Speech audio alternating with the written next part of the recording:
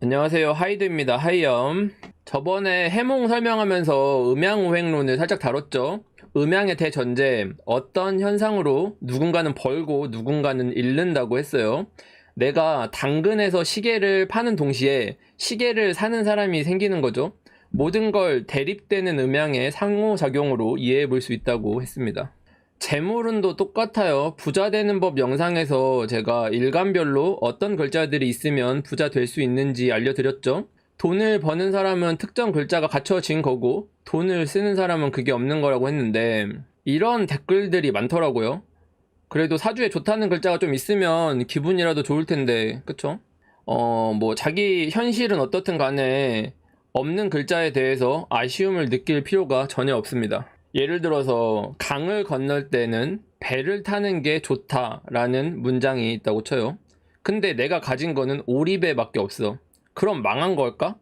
뭐 우리가 배가 없다라고 하면은 포기하고 아무것도 안 할 수도 있겠지만 저라면 오리배를 같이 저을 사람을 찾을 것 같아요. 내가 힘이 부족해도 옆에서 이 오리를 잘 돌봐갖고 운전을 잘해서 뭐 이렇게 보트처럼 태워줄 사람이 있다면 제가 가진 게 오리배여도 강을 편하게 건널 수가 있잖아요. 뭐 어찌됐건 배의 용도는 강을 건너는 것 뿐이니까 오리를 타던 배를 타던 강을 건너면 되는 거예요. 아시겠죠?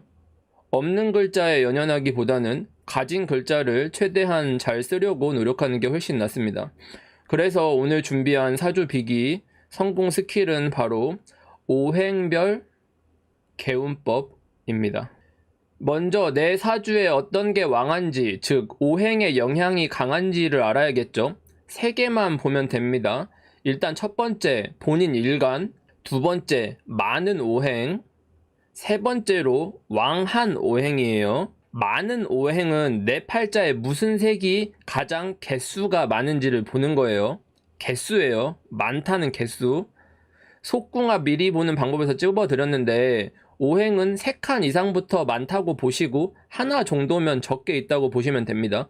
그 다음에 어떤 오행이 왕한지 보면 되는 거예요. 사람들이 제일 어려워하는 것 중에 하나가 많은 거랑 왕한 거랑 그게 그거 아니냐 뭐 이런 얘기를 많이 하시는데 이거는 사주의 근간이 되는 얘기예요. 사주에 빨간색이 많은 거랑 빨간색이 왕한 거는 완전히 다릅니다.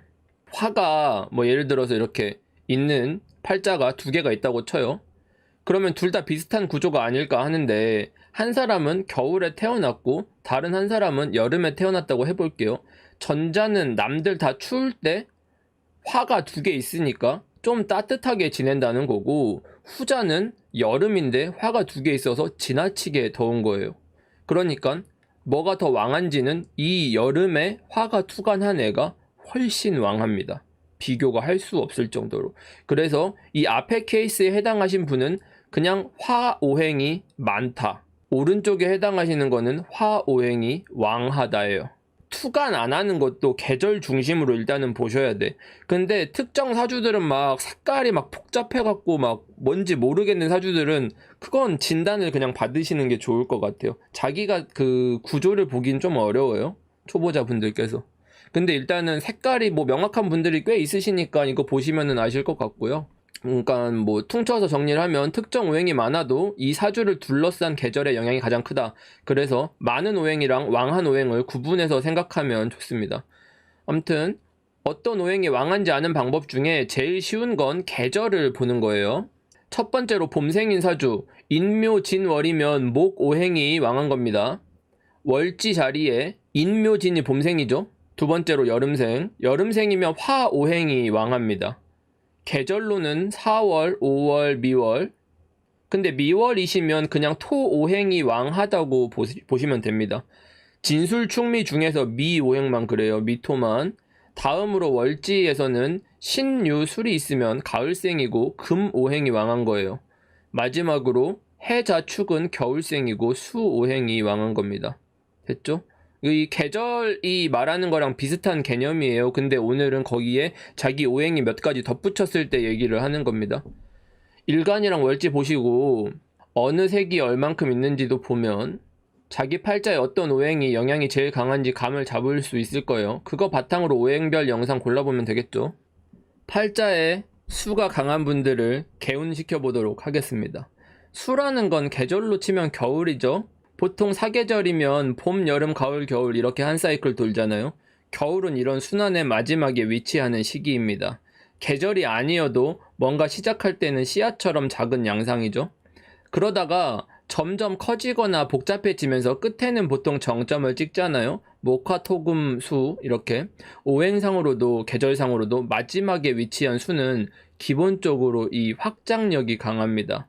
그래서 수 오행이 강하면 일을 추진하는 능력이나 속도가 탁월하다고 해석할 수가 있어요. 아까 시작만 하는 애랑 시작에서 끝까지 하는 애랑 속도까지 빠른 애라는 건 다른 거죠. 그러니까 다른 사주들이 가지고 있는 장점들을 많이 녹아낸 거예요. 왜냐면 끝에 있기 때문에 그 경험들을 다 하고 온 거죠. 물상적으로 수오행은 물에 해당하죠. 한자도 그렇고 여러분 생명이 물에서부터 온 거 아시죠? 행성을 탐사할 때도 물의 여부를 중요하게 보잖아요. 물속에 다양한 유기물들이 있어서 그런 건데 이처럼 물은 생명의 근원지, 다양한 생명이 살아간다는 이미지가 있죠. 바닷속에도 우리 상상을 넘어설 만큼 다양한 생태계가 있잖아요. 물을 벗어나서는 살기 어려운데 물 관점에서는 내가 이 생태계를 소유한다고 볼 수도 있겠죠. 바로 이 소유한다는 측면을 우리가 집중해 봅시다. 물 관점에서는 고래도 내 거고 미역도 내 거다. 생태계는 나로 인해 생겨났다. 내 거다. 이렇게 볼 수 있다면 수오행이 소유한다는 개념이랑은 이 연관성이 깊겠죠. 그래서인지 사주의 수가 강하면 이 소유욕이 굉장히 강하게 작용됩니다. 소유욕이 단순히 재물만을 말하는 게 아니겠죠.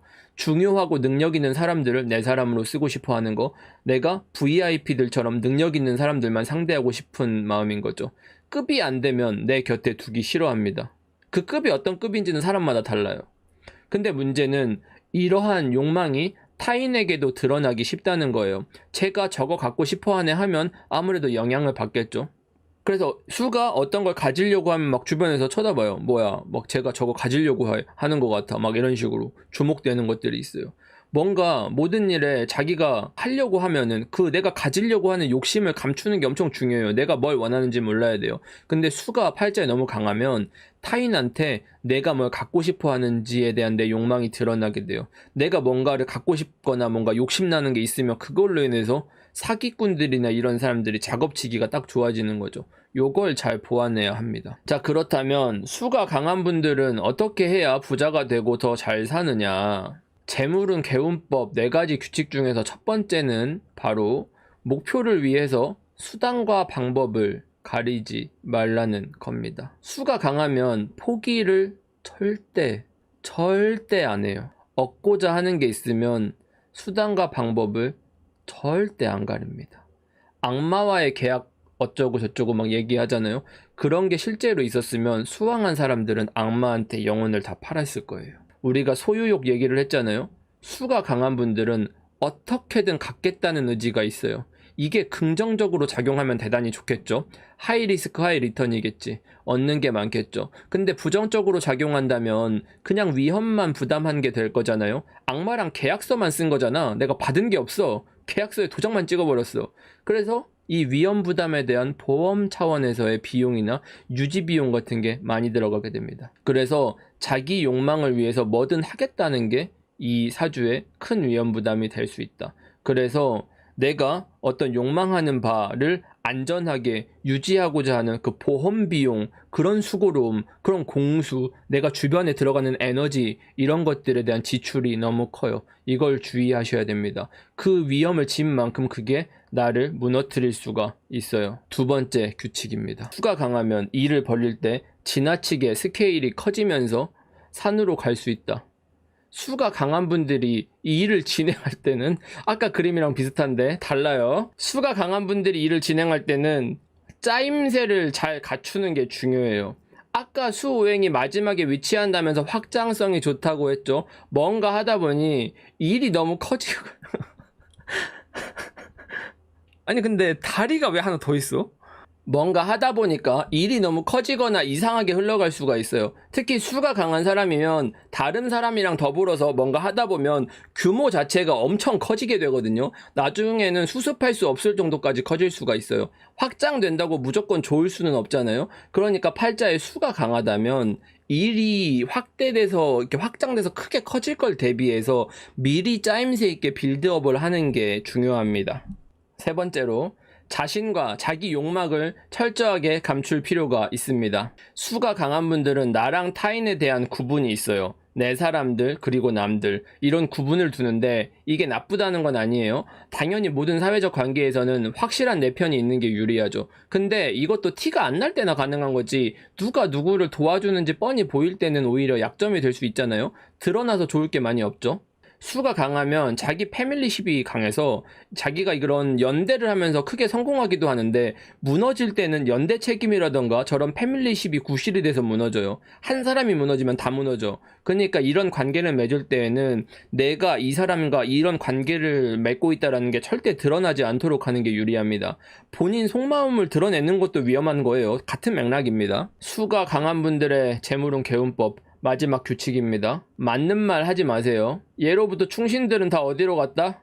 유배 갔다. 바른 말 했는데 제주도 가면서 죽고 그랬어요. 뭐 요새 바른 말 했다고 죽지는 않죠. 제 말은 뭐냐면, 뭐 좀 그렇긴 한데, 자기가 오래 해먹으면서 성공하려면 그 윗사람들한테 좀 듣고 싶은 말을 해줘야 돼. 윗사람들은 정답을 원하는 게 아니에요. 맞는 말을 듣고 싶지 않아. 근데 수가 강한 팔자는 화랑 비슷하죠. 세상의 옳고 그름이 명확하게 보이거든요. 근데 화는 이거를 손가락질 삿대질하면서 윗사람한테 이런 걸 안 해. 근데 수는 이걸 지적하는 게 당연하다고 생각합니다. 왜냐면 그게 나한테 너무 뻔히 보이고 이건 너무 잘못됐고 내가 이걸 말함으로 인해서 더 능력 있어질 것 같고 돋보일 것 같기 때문에 그래요. 그리고 일을 진행하는 데 있어서 이 문제를 지적하고 이걸 표현하고 빨리 고치는 게 효율적이라고 생각하거든요. 근데 이러면 타겟이 되기도 하고, 누군가는 열심히 만들었는데 이거 잘못 만들었다고 하면 그냥 빡치잖아요. 그래서 이런 관계적인 측면에서 피로감이나 적대심 같은 걸 높이기도 합니다. 그러니까 롱런 하려면 본인한테 불리하게 작용할 여지가 있으니까 요런 거는 주의하셔야 됩니다. 자, 여기까지 특정 오행이 강한 사주, 좀 치우친 팔자가 성공하려면 명심할 규칙을 알려드렸어요. 행동 매뉴얼이 생각보다 구체적이지 않나요? 인간관계 처세술이라고 생각하셔도 되니까 일반적인 사회생활이 아니어도 자기가 성공하는 데 있어서 참고하시면 도움이 되실 겁니다. 조직에서 대하기 어려운 사람이 있다면 그분을 이해하는 데 참고해도 좋을 것 같아요. 침대 방향을 바꾸면 대박 난다 뭐 이런 거 기대하셨으면 실망 많이 하셨을 텐데, 혹시 뭐 사주에 화가 강하면 목을 들여라, 식물을 키우면 재물이 들어온다 뭐 이런 거 기대하셨을 수도 있겠네요. 저희 채널 스태프 중에 화왕하신 분이 있거든요. 식물 키우는 거 좋아해서 이런저런 거 사 모으던데 얘가 부자가 됐을까요? 얘는 거지입니다. 그러니까 자기 팔자에 애정을 갖고 이걸 어떻게 뽕을 뽑을지 고민하셨으면 좋겠어요. 내 사주가 부자 팔자보다 돈을 쓰는 팔자에 가깝다면 전략적으로 돈을 쓰면 되죠. 10만원어치 밥 사주고 욕을 처먹기보다는 10만원어치 밥 사주고 100만원짜리 정보를 얻어내면 됩니다. 어차피 돈을 쓰는 게 정해져 있다면 그걸 어떻게든 써서 아웃풋을 뽑아내면 되는 거 아닐까 싶어요. 미신에 가까운 쉬운 방법들에 혹하지 마시고 구체적인 전략을 짜셨으면 좋겠습니다. 이런 과정에서 조금이나마 도움이 된다면 좋겠네요. 여러분들이 이 기초 수업들을 열심히 공부해서 수준이 높아진다면 제가 어려운 처세술도 알려드릴 거예요. 그럼 진짜로 수업 끝, 다들 부자 되세요. 언제나 그렇듯 복채는 구독과 좋아요, 댓글로 받겠습니다. 빠이염.